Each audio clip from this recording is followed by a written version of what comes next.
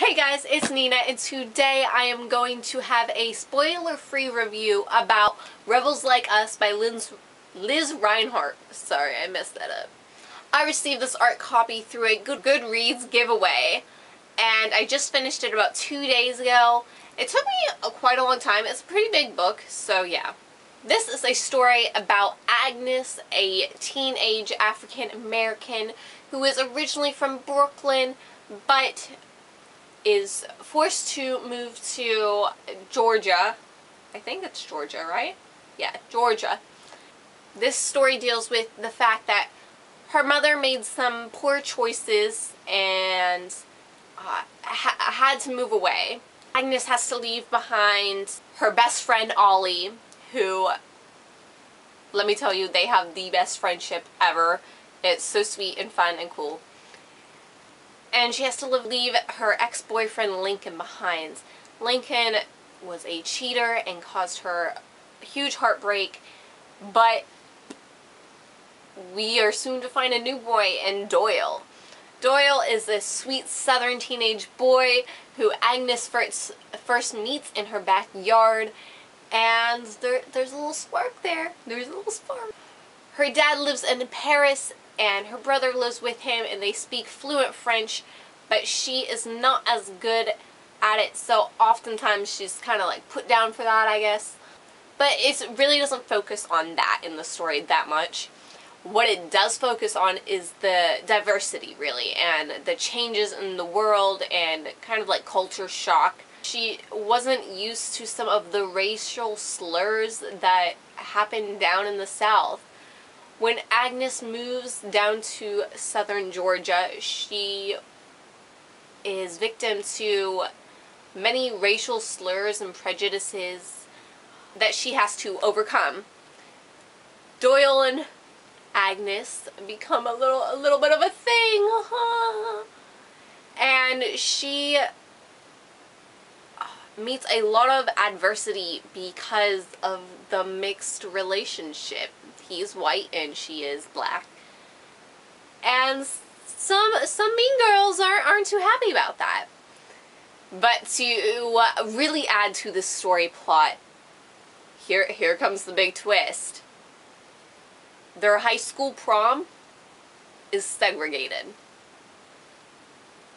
Yep, you heard me right, segregated.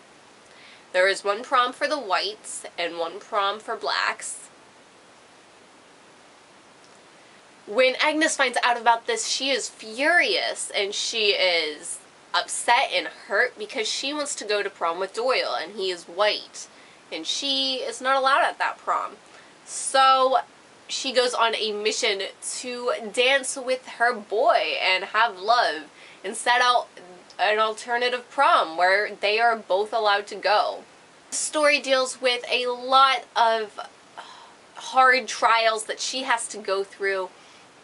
I love the fact that, you know, it deals with things that you wouldn't think would be current today, but they are.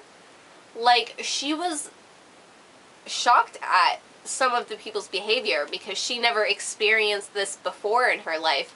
In Brooklyn, it never really happens to her.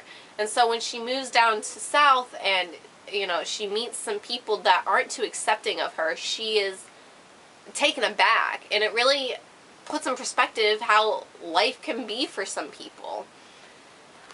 I really like the color scheme for this cover, but I don't personally really like the cover itself. I'm not a huge fan of cover models, but I do like the title of the book and the font placement. I just don't really like the cover itself. I like the colors and everything, just not the picture. One thing I did have a problem with is how long it was.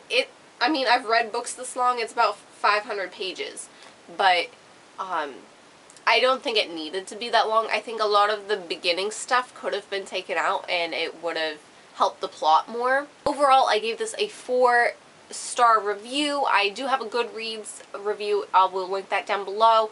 It's probably similar to what I've said so far. This went on sale on February 28th, so it's already out. This is a great novel about love and fight and fierceness and diversity and hardships that people face today still. So I definitely suggest this if you guys want a more diverse book or want to learn more about hardships that some people will face like this. It wasn't one of my favorite books, but it was pretty good. I did enjoy it, so yeah. Okay guys, I know that review wasn't the best, but yeah. I hope you guys have a wonderful day. Bye.